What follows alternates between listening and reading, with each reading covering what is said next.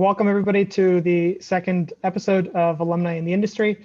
This is basically a platform where we invite our alumni to come back and sort of talk to current students and other alumni and whoever else wants to join in on what they did at ISE and where they are now and kind of everything in between. Here today we have Danielle, and I'm sorry if I say this wrong, but Prezuiso. You're good. I'm gonna leave it to Danielle to just introduce herself, but basically this is gonna be a pretty relaxed format where Danielle has a presentation that she'll go through, and then after there'll be a time for questions that you can ask her. So I'll just leave it to Danielle to take the floor. Sure. Thanks, Laurie. Yeah, and thanks for reaching out and hosting this series. It's great to see some of my old classmates and to connect with current students. I am currently an associate energy research scientist at the Pacific Northwest National Laboratory in the United States. I graduated from ISE in 2017 in January. So yeah, I'll just jump right in. I have some slides mostly so you don't have to stare at my face for a long time. But if you have questions along the way, happy to stop and chat as well. So feel free to speak up. Let's see. The next slide. Well, that didn't work for me now, did it? Okay, here we go. So before I came to Iceland, I studied at Bryn Mawr College in the United States, right outside of Philadelphia on the eastern coast. I have a Bachelor of Arts in Mathematics and a minor in Educational Studies. So when I was doing my undergrad, when I started, I swore I was going to be a teacher. You know, I really liked pure math. I liked doing proofs. I was that nerd. So I was very surprised when I took an applied math course it was a math modeling of the environment course. So just kind of like very elementary type math models that are applicable to different environmental issues, renewable energy being one of them.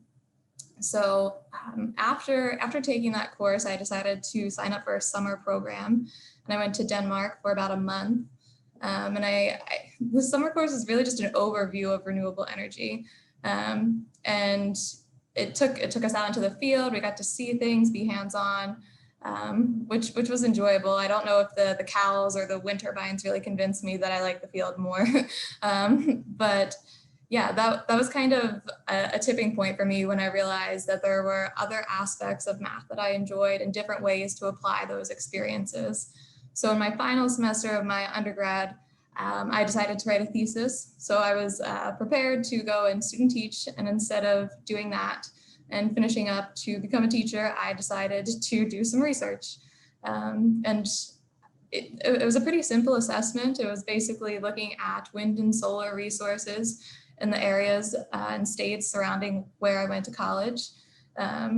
And I really enjoyed it. And that's kind of how I found myself looking into master's programs that address those types of issues, whether it was applied math in general or renewables. So that experience is kind of what led me to Iceland. So when I got to Iceland, I decided to pursue the science track. Took a bunch of different courses. I don't know if you can see my face in the picture on the right-hand side of the screen there. I don't know what class that was that got me into the shop, but I very early on realized that those types of hands-on activities in the renewable space would not be for me.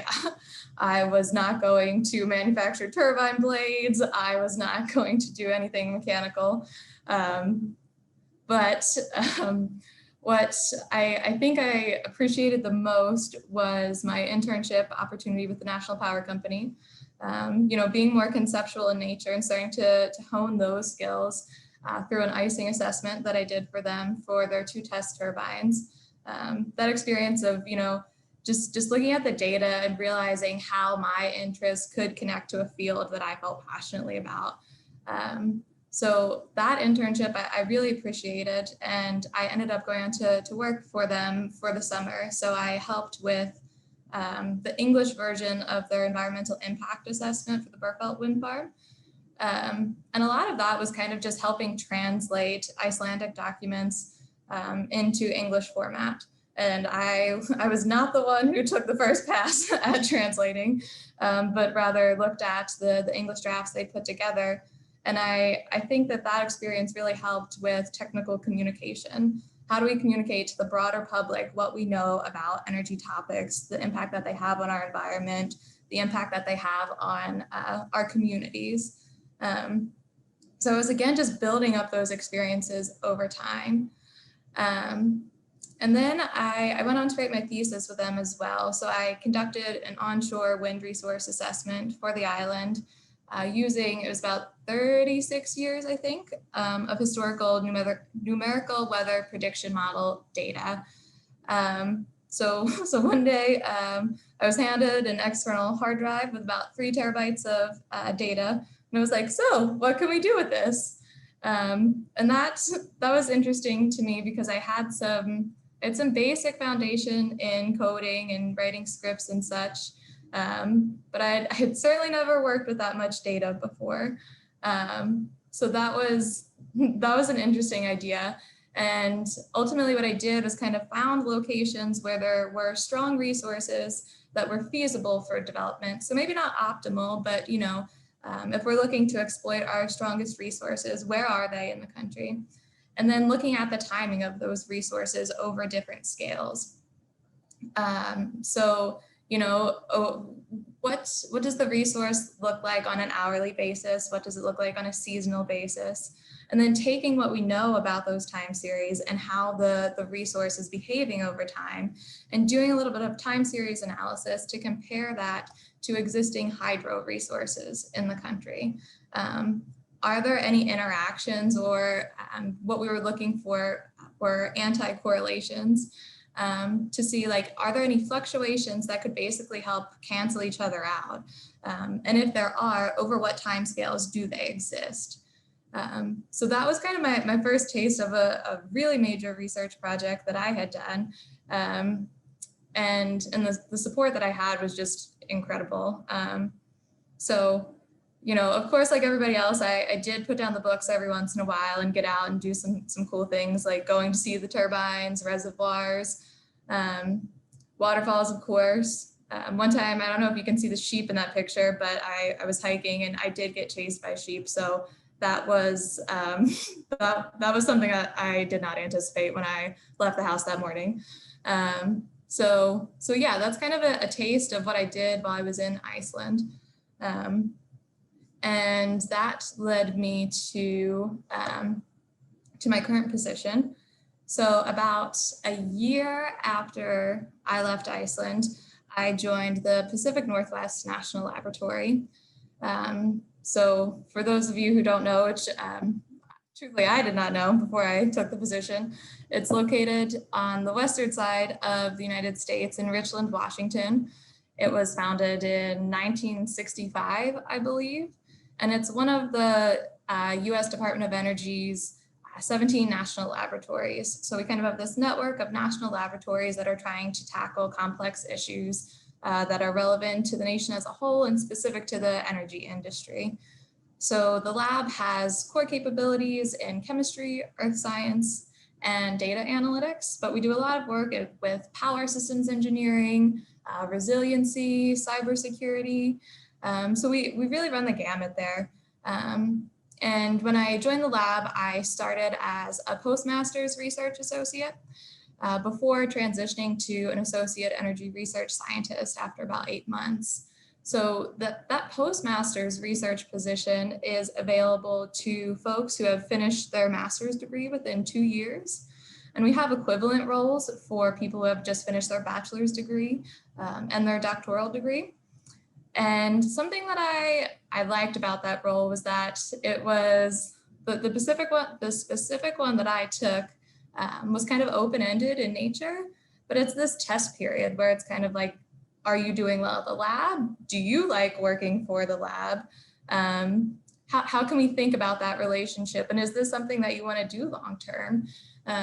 Because research is not for everybody. I think that people sometimes find it rewarding and others don't. So I kind of liked that it was non-committal in a sense, that I could go and test it out and see what it was like.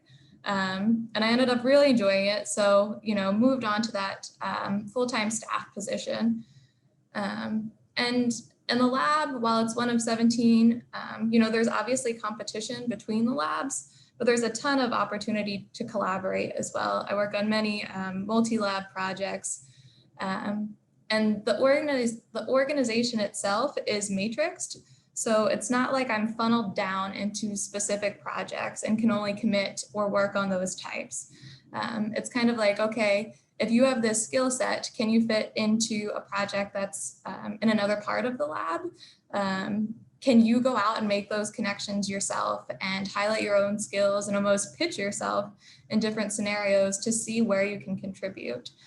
So I really appreciate that I'm not being cycled through the same or similar projects, but you know, there's an opportunity to grow and expand where I'm working and how I'm working within the same organization. So before I dive into a little bit of the research areas that I've been into recently, does anyone have any questions?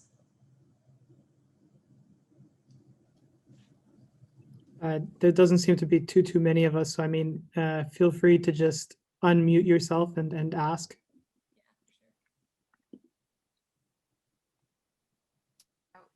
I'll throw a question out there, which is, you know, it's interesting. You're a postmaster's research associate. Maybe you could touch a little bit in the national labs if there's like the different tier of the postdocs, but then also these kind of slots for the postmasters. Are you a second-class citizen, or do you fit in nicely with a bunch of kind of master's level people doing research? Yeah, I definitely never felt like a second-class citizen. You know, I think the way that someone at the lab phrased it to me one time was, right now you're a bargain, you know, because you're an entry-level position. So get out and really try to find areas at the lab that you like. So it's like, you're not costing projects a lot because you're at this temporary position, but you have, you know, the expectations are also, you know, appropriate for that level. So you just have this opportunity to really go knock it out of the park, and to dive not only into areas that you already know pretty well, but test the waters in other places before, you know, the expectations jump up a little bit. So people should be heartened by that and not think that not having a PhD is any barrier to being productive in some place like PNL or NREL or something like that, right? Absolutely.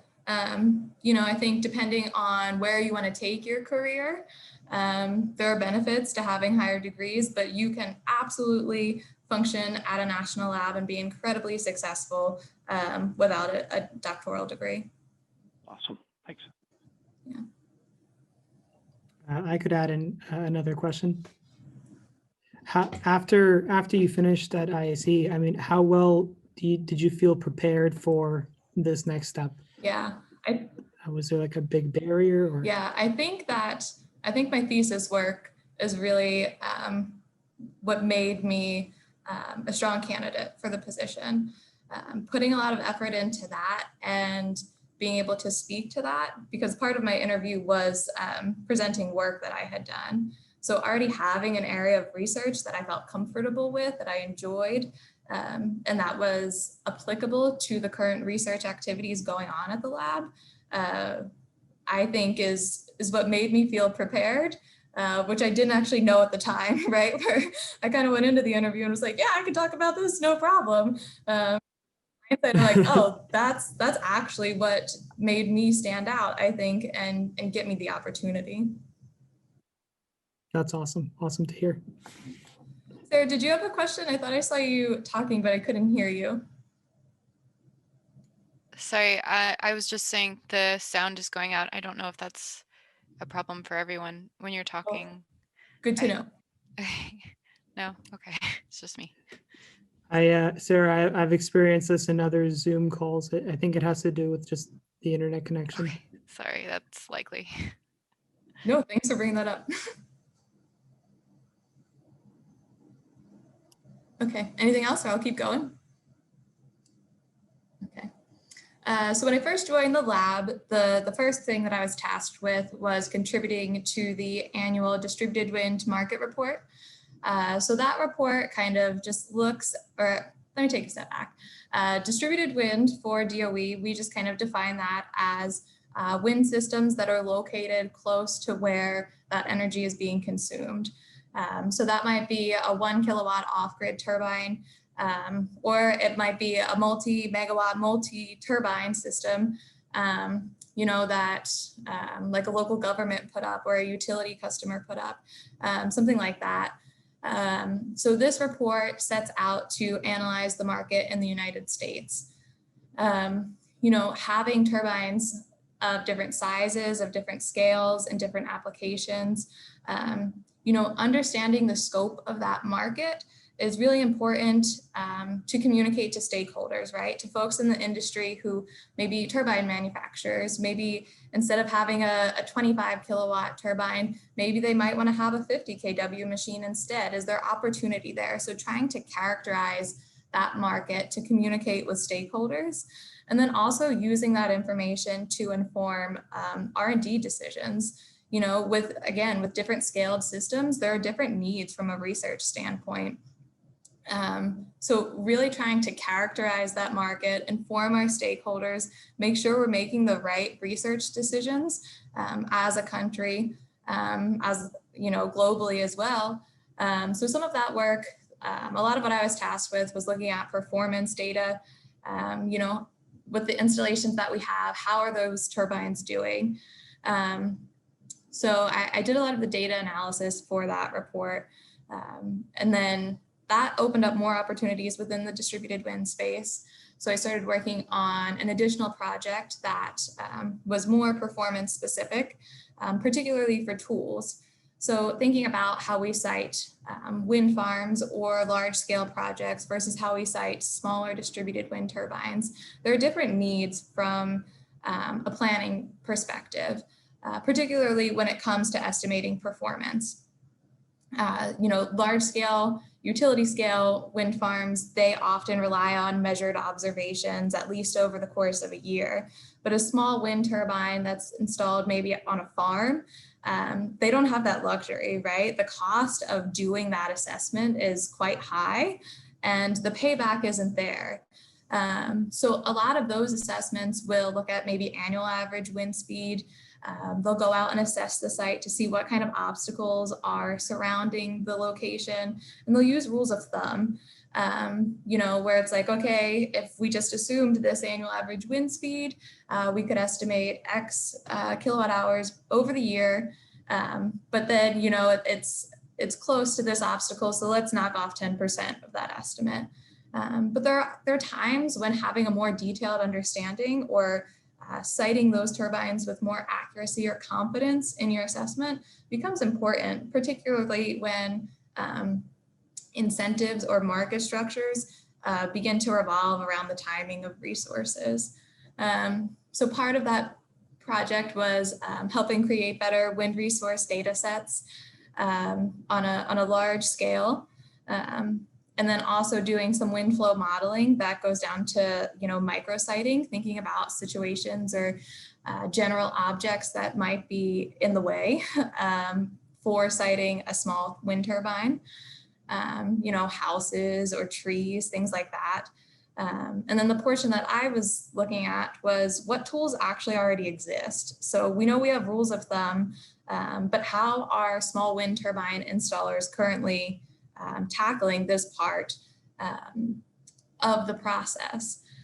So if we want to make useful resources or make a useful tool to help site a distributed wind system, particularly a small one, what do we know about the options that people have available now? So if we create better wind flow modeling, or if we create a better wind resource data set, where should we be trying to put those? Are there existing tools that could just basically ingest the new data that we've created? Or do we need to create one? And what does that look like? I think this is particularly important because with something like PV, or especially distributed PV on rooftops, you can get great estimates very easily.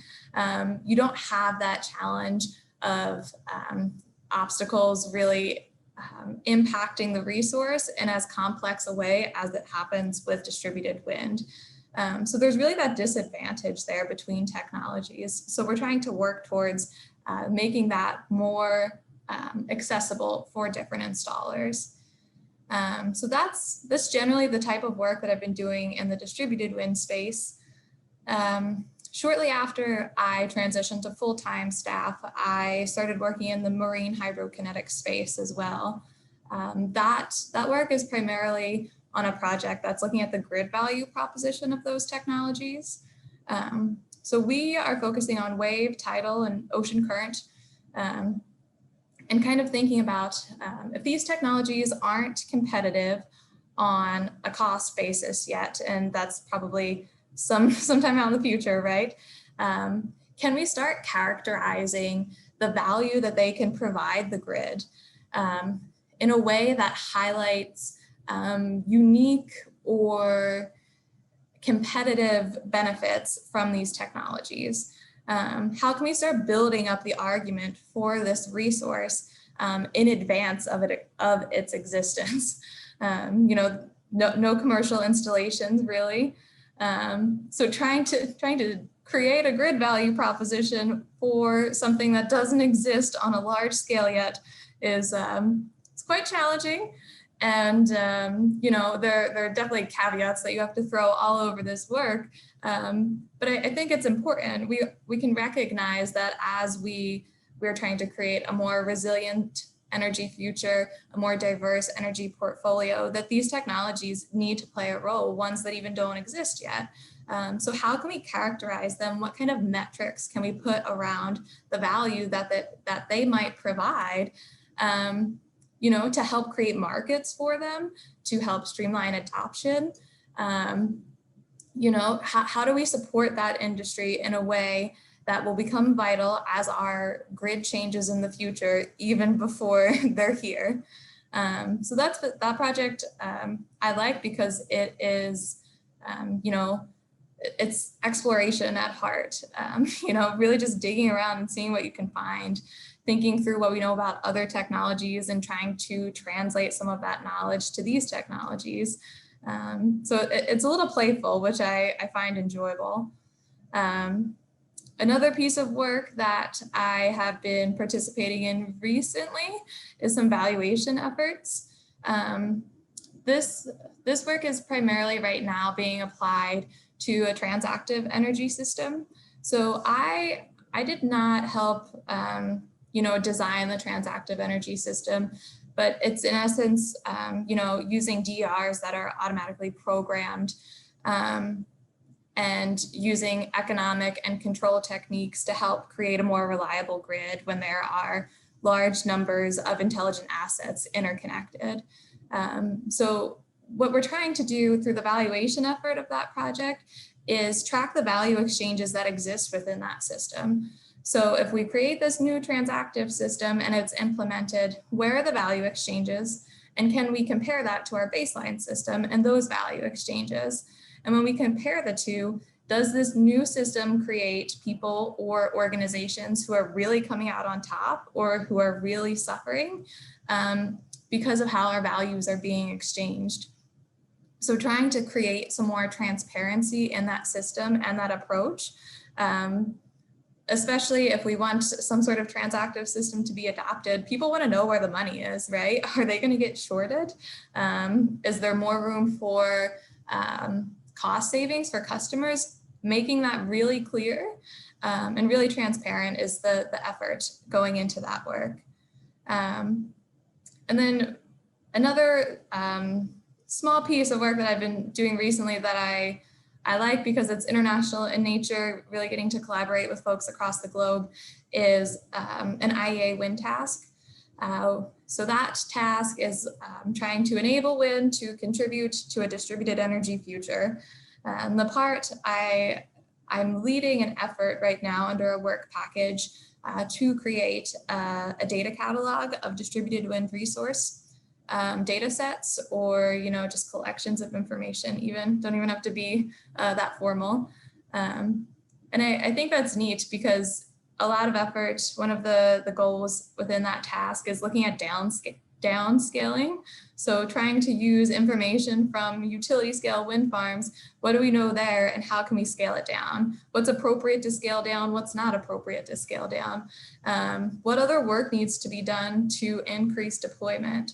So, you know, I've been trying to work on an interface for that data catalog, collecting international resources from our partners, you know, and simple things like across the globe, we don't have a standard definition of distributed wind. So coming to an agreement on that and how does that shape the type of resources that we're collecting, you know, has been quite an interesting experience. I truthfully didn't think that I'd get an opportunity to participate in an IEA task so early in my career. So that one's been fun. You know, opportunities to travel before the pandemic too. Some pretty cool stuff going on there.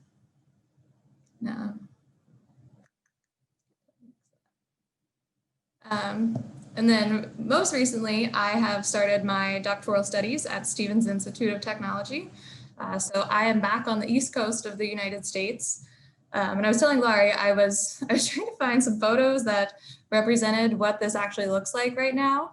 And truth be told, it is a lot of me in my apartment with my dog.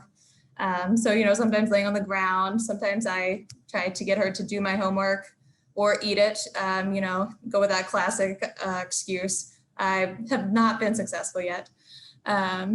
But the program itself is a program in socio-technical systems. So what it's doing is trying to create this framework to look at complex technical issues that society is facing, and the interconnection with society itself, with the people. So I have classmates who are looking at healthcare systems, at cybersecurity, others looking at energy systems as well. So what I appreciate is that it's the framework for thinking. And, you know, some of my motivation here of going back to school was that I've looked at the distributed wind market, I've looked at emerging technologies, and I think we do so much technical work and great work that is so important, but getting us from where we are to those idealized systems, I think needs some work. And I think a lot of that has to do with connecting with society, with policy. And, you know, people are so predictable in their behaviors, except they're not at all. So I think there's a lot of work to be done there, and a lot of important work, because if we want to benefit from what's been done, we need to find ways to make it reality.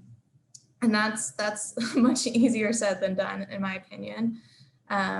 So I've been taking courses this semester, and I've started doing some research as well.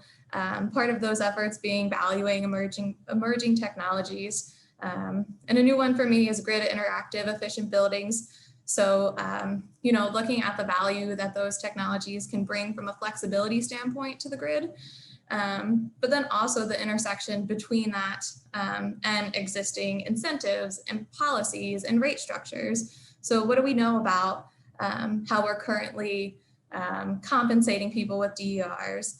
And what do we know about the flexibility of grid interactive efficient buildings? And how does that come together? Where are optimal environments to deploy these technologies early on? So I've just kind of started on those efforts, but I'm really excited to see how that turns out. I think, you know, bringing in more of the societal aspect is interesting to me. So I'm excited to see where that goes, and maybe I can update you guys a little bit down the road when I have some more information. So that, I think, was all I put together. Oh, nope, I got one more for you.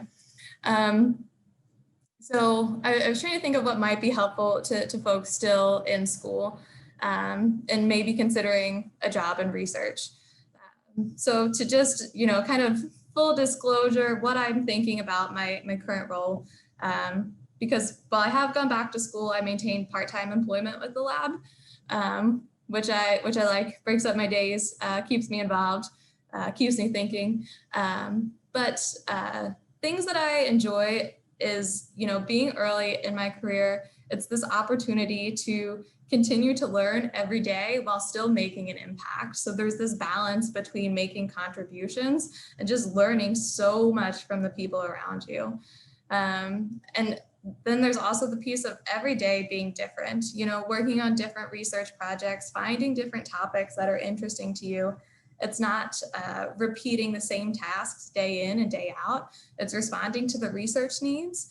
And it's crafting the day ahead of you every single time. So that excites me. And that's what I really, really like about my job.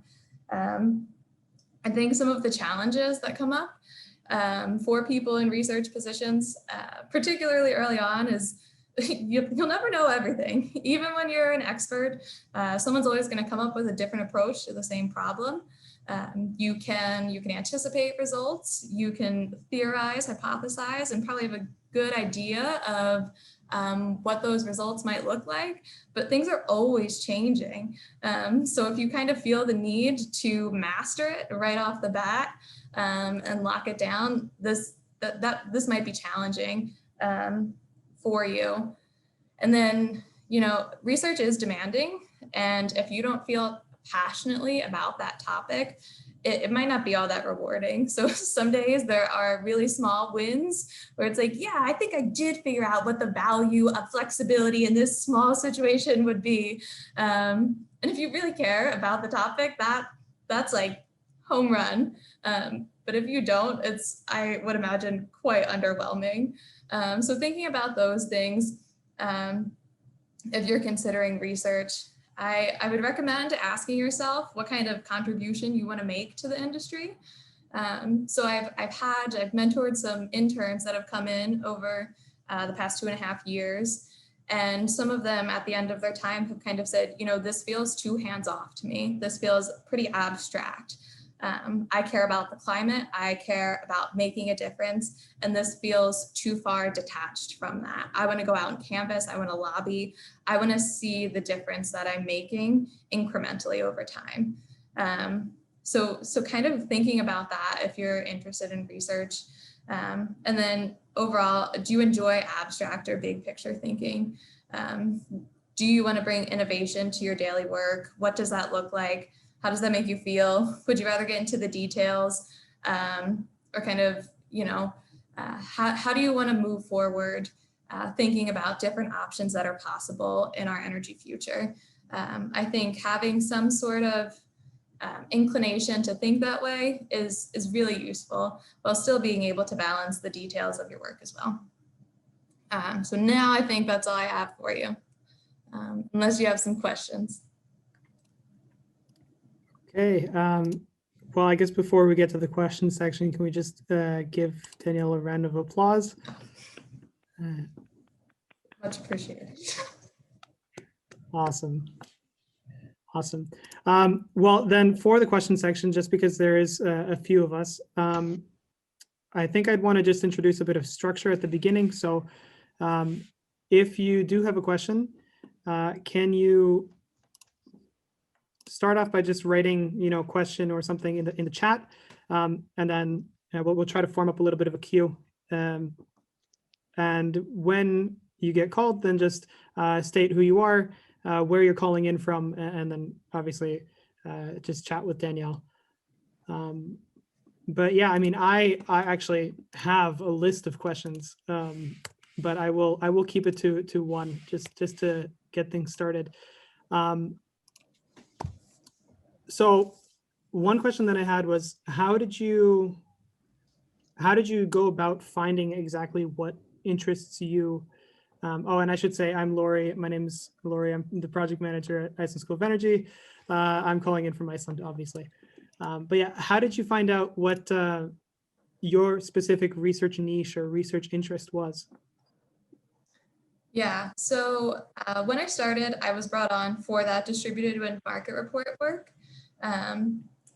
And I think starting with that, I could kind of see where my skills were applicable, and then where I felt that I couldn't contribute yet, but I wanted to. So kind of pushing those boundaries a little bit. So talking to my mentors, talking to other project managers and saying, hey, I have some interest in this, and then just going and giving it a shot. There were a handful of projects that, you know, I worked on for a month or two, And I was like, this is not going well. Like why are we talking about this again? So kind of going back to that idea, if you're not passionate about it, it's not rewarding. So it was really trial and error. And I think also the people around you too, even topics that didn't interest me, but the people were great and I was building fundamental skills. That's where I wanted to be. Awesome. So I guess if there's other students who are still finding that research niche, they shouldn't get discouraged if they're in one of those, oh, God, why am I here scenarios. Oh, for sure. Keep going until you find something that you're passionate about.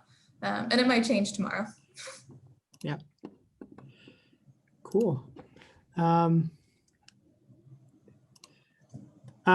Bill, you seem to be the first one in the queue, so feel free to just unmute yourself.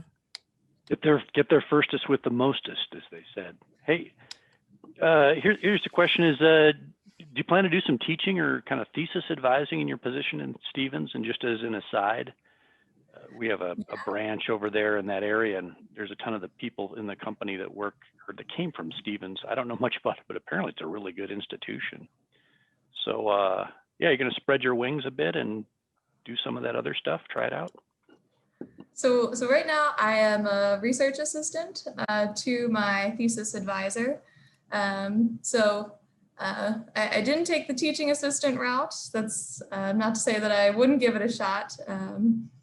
But yeah, I've given some lectures back in my undergrad institution. So I do enjoy doing that. So we'll see where things end up. Cool. Thanks. Yeah. Sarah, you're up next. Hi. Yeah, I just was wondering, what your career path, first of all, is kind of the model for what I want to figure out for myself. I'm also in Iceland. And I just recently moved here. I'm just really trying to get a foothold. I have my master's in environmental science, but it's general. So any advice you have, I do want to go for research, and I've had my master's for about 5 years now, and I'm thinking about actually going into a doctorate, but I'm not 100% sure about that. There's a doctorate position available in geology here, which looks pretty interesting, but yeah, I'm just, any advice you might have? Yeah. I think something that I had to talk myself through quite a bit when applying for positions was that you don't need to check all of their boxes. So if you can find meaning in what you're doing, I think that if you find a position that's of interest to you and it's actually a good fit, your experiences will speak for themselves. And you can swing that any way that works. So, my research was, thinking about big wind, and now I almost always work in distributed spaces. But I really liked what I did, and I could speak to, how I solved that problem. So, the reason that I could do that was because I liked it. So, I recommend you keep trying different research topics until you find something that actually interests you, and then just pursue that with all you've got. And I think that's even what I'm doing now, to be honest. So I didn't need to go back to school for a doctorate. It's not like the lab said, oh, if you want to continue on, we recommend doing this. It was just kind of, I enjoyed the pursuit of thought, and I wanted to push that further in a way that continues to inform the science over time and policy. So I just recommend you do what you find interesting, and you'll be able to translate that into any position or role that comes down the pipe that is actually a good fit. And if it doesn't work out, it's probably not the right spot, and it's not because of how you went about doing it.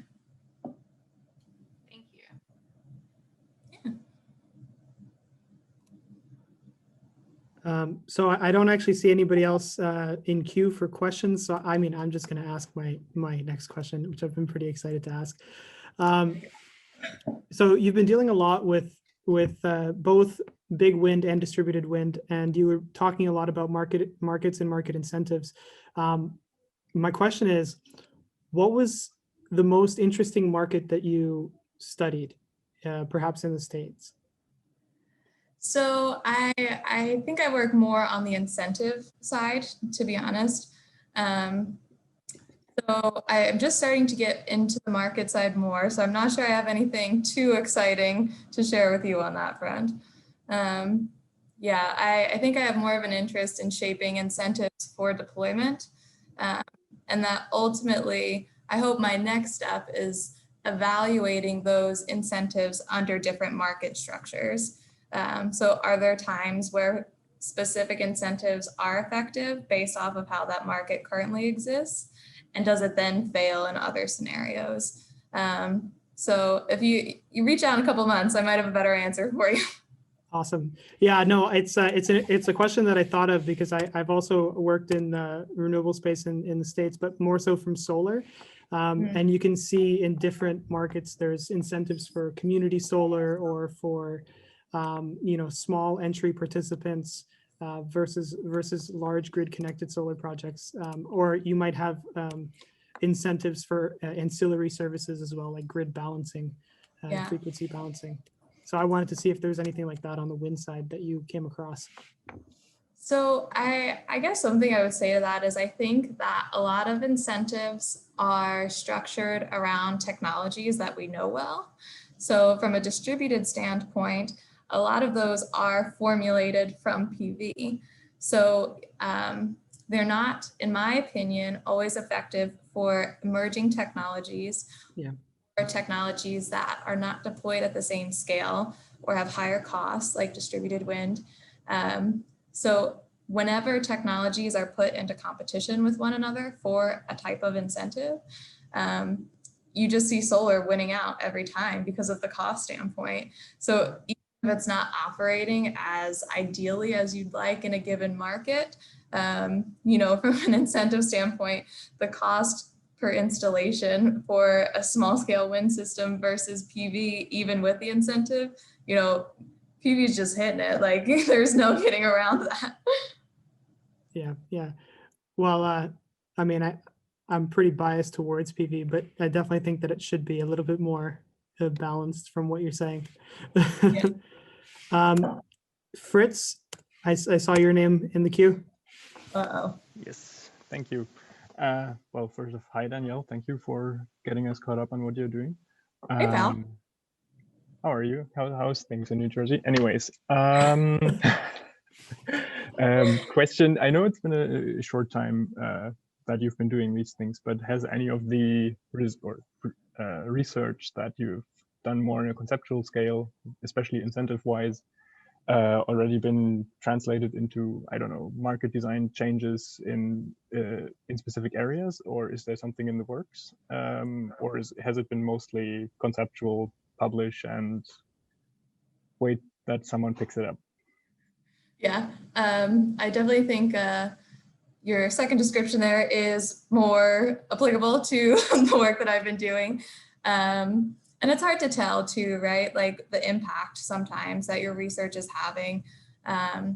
So I wrote a white paper for the Public Utility Commission in New Mexico about standby charges for small DERs. It was basically like, you can't charge people standby charges if there's no evidence that they're creating the need for them. So they changed their policy, they shifted on that. It's hard to know if that's because of my white paper, but it could be. I like to think maybe I had some influence there. So yeah, I think it's hard to tell. And I think that it's easier to see those impacts of large scale research programs. And I don't quite have any of those under my belt yet. Awesome, cool. Dagur, do you want to? Yeah, so Dagur, Iceland, graduated some years ago with Danielle and Fritz. So you say you're working mainly on like the incentive side of this. So my question is, like what parameters or measures would you use to actually compare different incentives in order to choose an effective one, as opposed to just something that maybe has some effect but isn't perhaps the most effective? Yeah, so I think it's kind of thinking about the goal behind the incentive, right? Are you trying to develop just for economic perspective of increasing deployment? In that case, maybe you would look at something on a kilowatt scale, but maybe if you're trying to incentivize, energy over time, so you could install a 100 kW wind turbine and offer an incentive based on the size, but maybe you just put it in a really crappy spot. So then, the energy you're producing over a year is quite low. So an incentive that, provides some value to the customer based on the kilowatt, like the capacity of the system versus the estimated production, maybe that's not so effective. So if you're shooting for economic deployment, maybe something on a per kilowatt basis is useful. But if you're trying to actually inject more energy over time, shifting to something that's based off of the estimated production over a year. So that's just kind of a simple example of thinking about what the intent of the incentive is versus the metric used to create it. Yeah, but presumably you would always compare this to the amount of money spent on that incentive. So you would look at like, how much are we increasing the capacity per dollar spent, or how many additional kilowatt hours are we adding to the grid per dollar spent? Ideally, but I think there's also, like a motivation standpoint, right? Not only was the incentive trying to do, but what's the motivation behind trying to create it? So yeah, I think we have work to do there.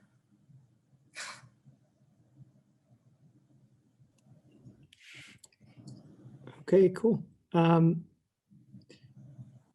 It doesn't seem to be that there's a lot of people in queue, so I would say that at this point, if you do have a question, just jump in.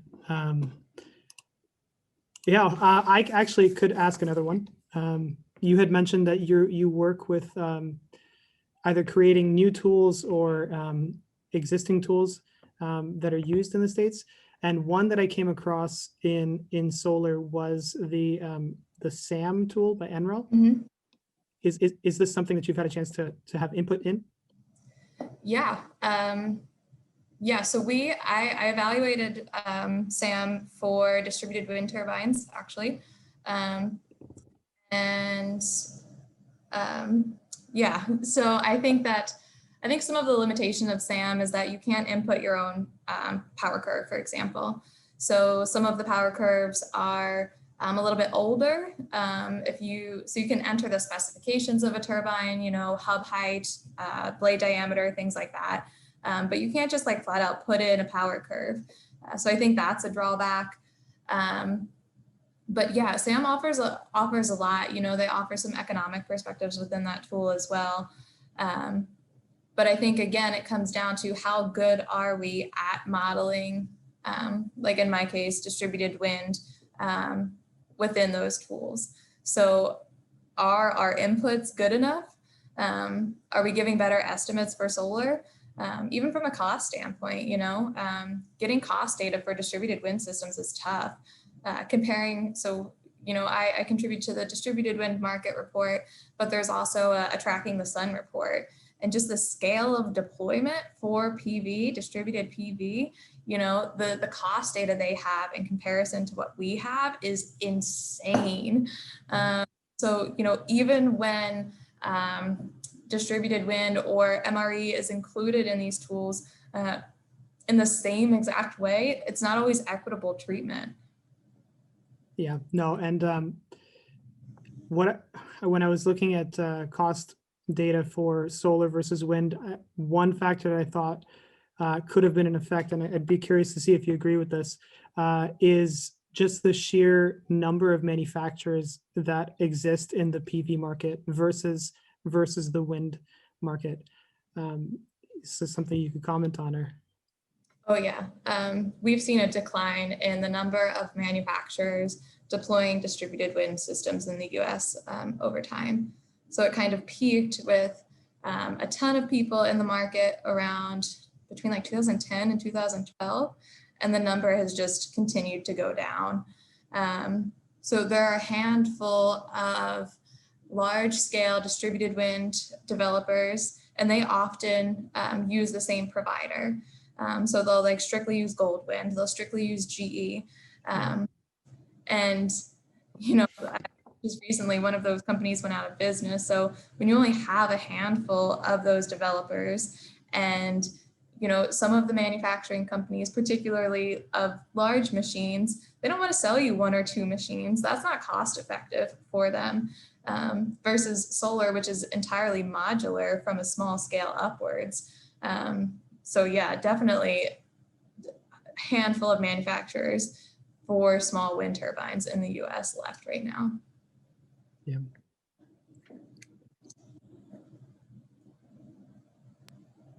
Here's another question, Danielle, is if you had to list your top 4 US national labs that have good prospects for people doing research in renewable energy, what would they be? So I think it would be, you know, all of the labs have different capabilities, right? So everyone's tackling energy issues from different perspectives. So I would argue PNNL is the best, and I would just leave it at that. I'll push you a little bit on that, though. I mean, if people are looking to cast a net and doing research in these things, I'm sure you could probably name a couple more, right? Enroll would be an easy shot, but yeah, it depends on what you're looking for, really. If you're interested, you should look up the individual labs' core capabilities, what their major areas of research are. Everyone's known for something different, so it truly depends what you're interested in. True. Maybe I can push Bill's question a little bit further and ask, is there like one resource that does this comparison, that like lists out the different labs and their specialties? I don't think there's like an aggregate resource, but I think you can, you know, every homepage for a national lab should tell you pretty quickly. Yeah. So there's no lazy way out, basically. No. And I think, you know, if you're interested, it's also based off of the funding that labs have available at any given time. So if you're looking for a position, you know, maybe Sandia just came into a new project that's very large. So they might be looking for someone with expertise to fill that role. I really do think it's hard to say, you know, the best overall, but I look for the labs that have topics or capabilities related to your strengths. Awesome. Fritz, I saw you added another question in the queue. Yep. Thanks. So this question is mostly, well, it is for you, Danielle, but mostly for Laurie and Purpose. What could ISE change to improve to better prepare people for the line of work that you're in right now? Laurie just muted himself. No, that question's for you, but I'm taking notes. It is for you to recommend to Laurie what they should change, if anything. Yeah. Okay, let me think. I think, you know, emphasizing the thesis, right? Helping students create valuable research experiences while they're in the program. If a student wants to get into research, they need to show some capabilities of having already done that. So really ensuring that people are developing thesis questions that are important to them, and, you know, helping them see it through as well. Making sure they have the resources available, whether it's access to data, access to technologies, things like that. You know, I think that that's critical. Having those support systems in place, I know that I benefited from. So that partnership that I had, I think was critical. Enabling more of those seems valuable. Awesome. Well, I'm pretty grateful that a lot of the things that you mentioned are our core focuses with the research projects. We do have current ISE students on the call, so if you want to refute that, it is your Yes, I'm actually going to do that. While I did enjoy my thesis and all of that stuff, I haven't used any of the skills that I acquired during my thesis after I graduated, not a single one of them. I don't disagree with you, not at all, but I would like to point out that what we really need is options. We need to have the option to do more research, or we need to have the option to go more into industry. Like what I'm doing right now has really nothing to do with my thesis. All the other stuff that I learned helped a bunch. So like more hands-on experience towards like what I'm actually doing now would have been a lot more helpful. Well, Yeah. Dagur, maybe it would be good to have another call after this. You can explain a little bit more in detail. Yeah, sure. Yeah, I totally see that being the case. If I wasn't doing research, those skills, I imagine some of the other jobs I applied to, I would not be tapping into. So I like that perspective, Dagur, that having options is important, because I think with an interdisciplinary program like this, you have people who are going to take many different routes, and supporting whatever route people ultimately take is the goal, right? Does anybody else have any questions for Danielle?